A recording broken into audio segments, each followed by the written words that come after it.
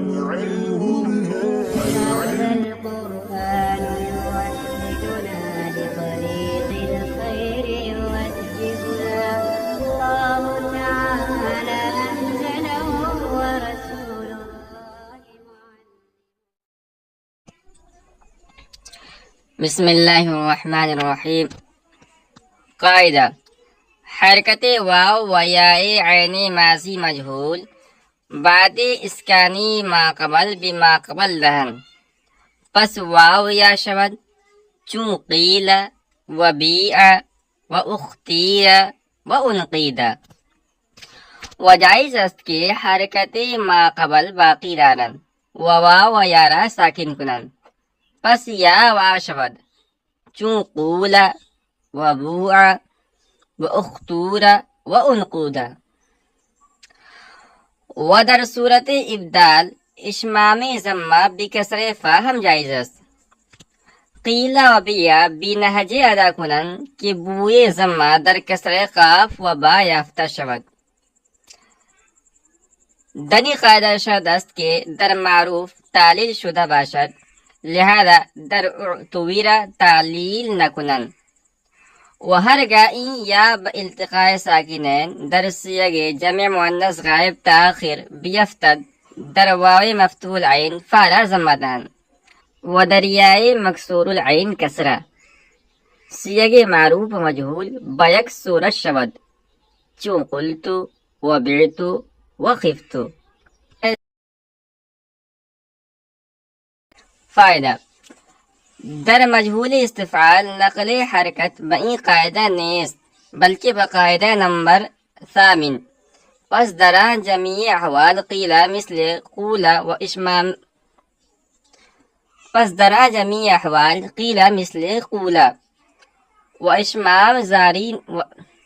و اشمام جاری نخواهد شد۔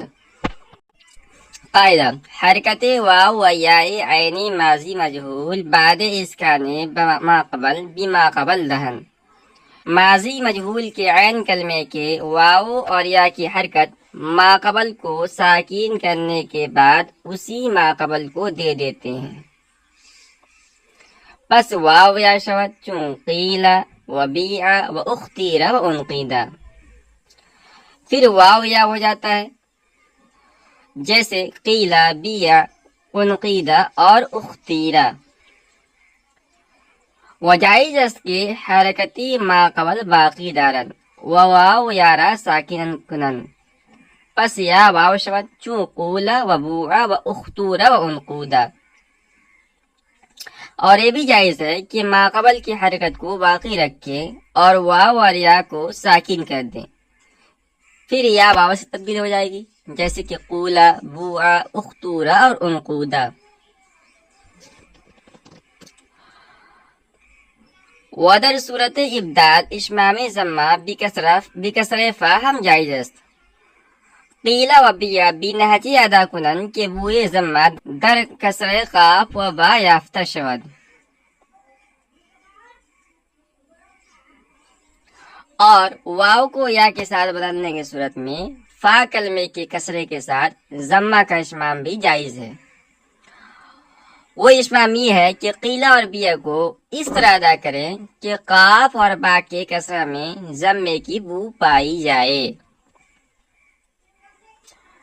دنی قاعدہ شرط است کہ در معروف تعلیل شدہ باشد، لہذا در اعتبیر تعلیل نکنند، و ہرگاہ این یا بالتقاء ساکنین در سیغ جمع مؤنث غائب تآخر بیفتد در واو مفتوح العین فارا ضمتان و در یاء مکسور العین کسرہ، سیغ معروف مجہول بیک صورت شود چون قلت و بعت و خفت۔ اس قاعدے میں شرط یہ ہے کہ ماضی معروف میں تعلیل ہوئی ہو، لہذا اعتبر میں تعلیل نہیں ہوگی، اور جب یہ یا التقاء ساکنین کی وجہ سے جمع مؤنث غائب سے آخر تک کے صیغوں سے گر جاتی ہے تو اجوف وائی مفتوح العین میں فا کلمہ کو ضمہ دیتے ہیں، اور اجوف یائی مکسور العین میں فا کلمہ کو کسرہ دیتے ہیں۔ لہذا ماضی معروف پر مجہول کے صیغے صورتاً ایک ہو جاتے ہیں، جیسے قلتو، خفتو اور بعتو۔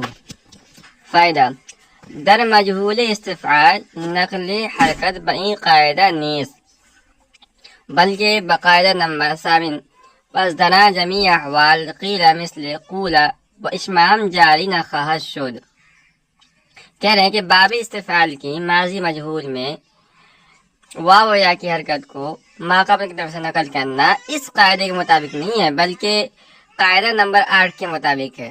لہذا اس استفعال کے ماضی مجہول میں قیلہ کے تمام احوال مثلا قولا اور اشمام وغیرہ اس میں جاری نہیں ہوں گے۔ یہ قاعدہ نمبر 9 ہے، اور اس کو قیلہ اور بیہ والا قاعدہ بھی کہا جاتا ہے۔ اور اس قاعدہ کا خلاصہ یہ ہے کہ اجوف کے ماضی مجہول کے عین کلمہ میں جب واو اور یا متحرکہ واقع ہو جائے اور ان سے پہلے حرف بھی متحرک ہو تو اس میں کل 3 صورتیں جائز ہیں۔ پہلی صورت تو یہ ہے کہ واو اور یا کی حرکت ما قبل کو دے دیا جائے، ما قبل والے حرف کو ساکن کرنے کے بعد۔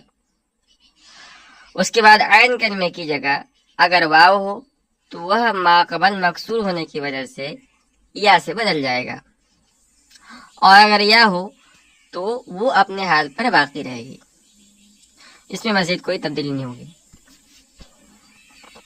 یہاں مصنف نے کل 4 مثالیں دی ہیں، ان میں سے 2 ثلاثی مجرد کی ماضی مجہول کی اور 2 ثلاثی مزید فی کی ماضی مجہول کی۔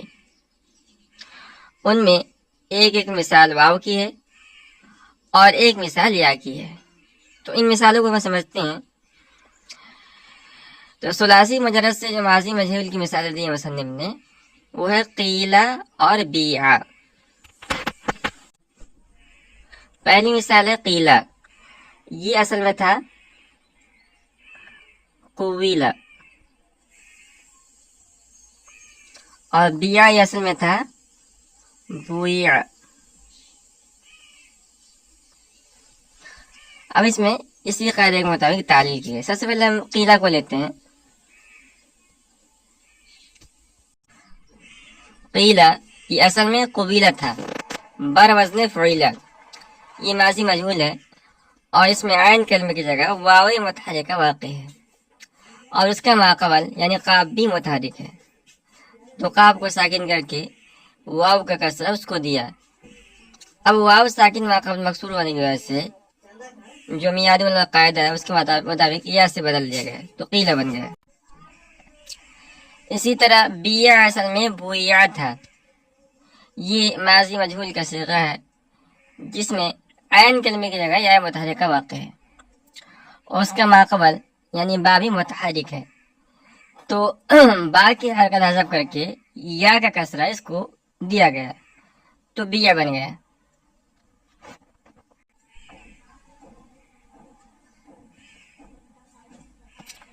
اسی طرح اختیرہ اور انقیدہ، یہ ثلاثی مزید فی سے ماضی مجہول کی مثالیں ہیں۔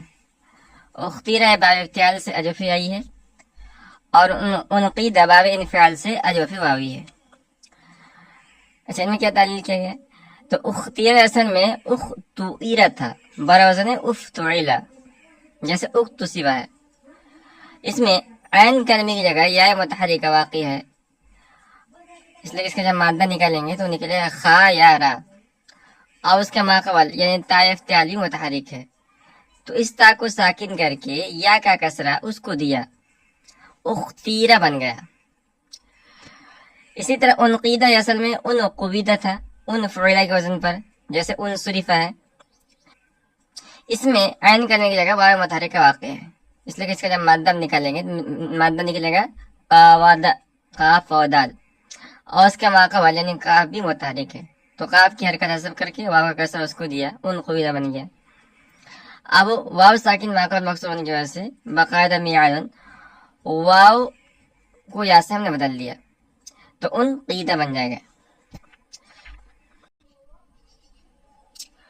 مصنف فرماتے ہیں کہ دوسری صورت یہ ہے کہ واو اور یا کی حرکت کو حذف کر کے ان کو ساکن کر دیا جائے، اور اس صورت میں اگر عین کلمے کی جگہ یا ہو تو ماقبل مضموم ہونے کی وجہ سے واو سے تبدیل ہو جائے گی، اور اگر واو ہو تو اپنے حال پر باقی رہے گا۔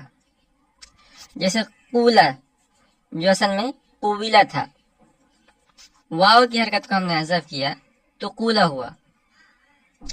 اسی طرح بوا اصل میں بویا تھا، یا کی حرکت حذف کر دیا ہم نے تو بویا بن گیا۔ اب غور کیجیے، واو اور یا دونوں ساکن ہیں، تو یا ساکن ماقبل مضموم ہونے کی وجہ سے باقاعدہ موسرن سے ہم نے یا کو واو سے بدل دیا تو بوا بن گیا۔ اسی طرح اختورا اصل میں اختویرا تھا، یا کی حرکت حذف کرنے کے بعد اختورا بن گیا۔ پھر موسرن قاعدہ کے مطابق ہم نے اس یا کو واو سے بدل دیا تو اختورا بن گیا۔ انقودہ اصل میں انقبیدہ تھا، واو کی حرکت حذف کر دیا ہم نے تو انقودہ بن گیا۔ تیسری صورت یہ ہے کہ واو اور یا کی حرکت ماقبل کو دینے کے بعد اشمام کیا جائے۔ اچھا، یہ اشمام ایک اصطلاحی لفظ ہے، اور اشمام کے لغوی معنی آتے ہیں سونگھنا یا بو دینا، اور اصطلاح میں اشمام کہتے ہیں کہ آواز کے بغیر صرف ہونٹوں سے حرکت کی طرف اشارہ کر دیا جائے، اس کو بالکل نہ پڑھا جائے، بلکہ اس حرکت کے ظاہر پڑھنے کے وقت ہونٹ جس طرح بن جاتے ہیں اسی طرح ہونٹوں کو بنا دیا جائے۔ اب اس کے لیے مشق کی ضرورت پڑتی ہے، اور خاص طور پر قرہ حضرات اس کو اچھی طرح سے ادا کر سکتے ہیں۔ اس لیے کہا جاتا ہے کہ علم صرف اور علم تجوید یہ دونوں ایک ساتھ ملے ہوئے ہیں، تو دونوں کو بیک وقت پڑھنے سے زیادہ فائدہ ہوگا۔ بہرکیف یہاں اشمام بھی جائز ہے، اور یہاں پر جو مصنف مثال دی ہے قیلہ بھی ہے، اس میں اشمام کا مطلب یہ ہے کہ فا کلمہ، یعنی مثالی طور پر قیلہ کے اندر خاف اور بیہ کے اندر با، یہ فا کلمہ ہے، تو قیلہ اور بیہ یہ فا کلمہ ہے، تو فا کلمہ کے کسرے کو ضمے کی طرف مائل کر کے پڑھا جائے، اس طور پر کہ کسرے میں ضمے کی بو آ جائے۔ اسی طرح یا ساکنہ کو واو کی طرف مائل کر کے پڑھا جائے، یعنی کسرہ ادا کرتے وقت نچلا ہونٹ تھوڑا سا اوپر کی طرف اٹھا دیا جائے، جس سے کسرہ مائل وضمہ ہو جائے۔ اسی طرح اختیرہ میں تا کے کسرہ اور انقیدہ میں قاف کے کسرے میں اشمام ہوگا۔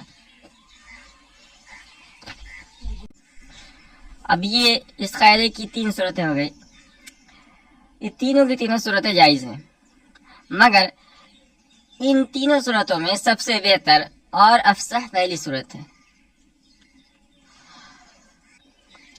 مصنف فرماتے ہیں کہ اس قاعدے میں ایک شرط یہ ہے کہ اس ماضی مجہول کے ماضی معروف میں واو اور یا میں تعلیل ہوئی ہو، یعنی قالا با والا قاعدہ جاری ہوا ہو۔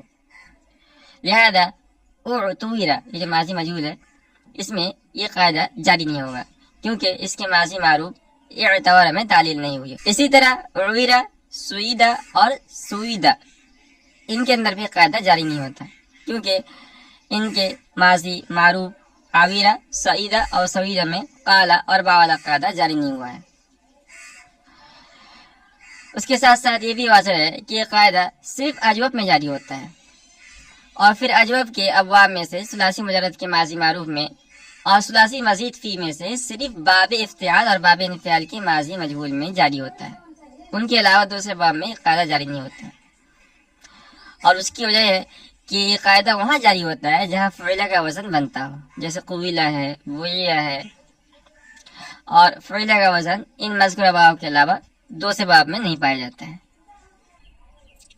وَهَرْگَائِن بَإِلْتِقَاءِ السَّاكِنَيْن در سیغ جمع مؤنث غائب تآخیر بیفتد در وائے مفتوح العین فارا ضمدہن۔